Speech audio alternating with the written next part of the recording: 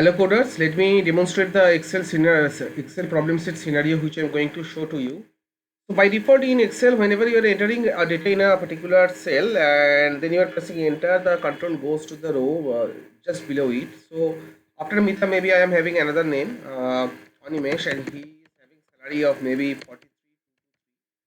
So, but the default behavior is whenever you are pressing enter, it is going to the cell just below it, and that is the default behavior. So now the problem sets comes that out of this data, I have been asked that employees and their salaries are to be in this way. What the data was in vertical section, now it has to be converted into processed into a horizontal section in a proper meaning way.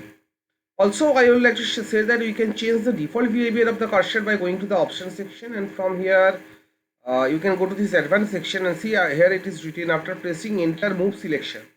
So whenever we are pressing enter in a cell after entering any value, the default behavior is down. You can change it to right.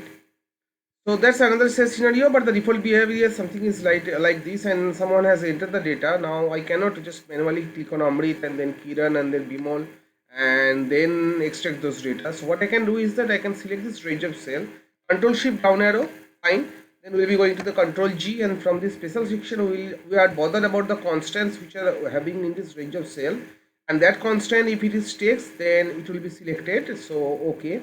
Now we'll be pressing Ctrl C from our keyboard and simply press Ctrl V. In a similar way, in this range of cell, Ctrl Shift down arrow will be.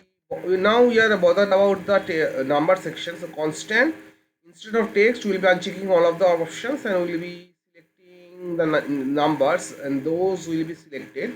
Now all I need to do is that I need to press Ctrl C from my keyboard and press here Ctrl V. That's how you can extract the data, and now you can just simply press Ctrl minus from your keyboard just to delete that data, that I mean the either the unprocessed data which I had in my A column. That's all for this short Excel video. Hope you like it. Let me know in the comment section if you had any problem or while doing the practical the thing which I have just shown, the problem scenario. That's all for this video tutorial, guys. Happy coding.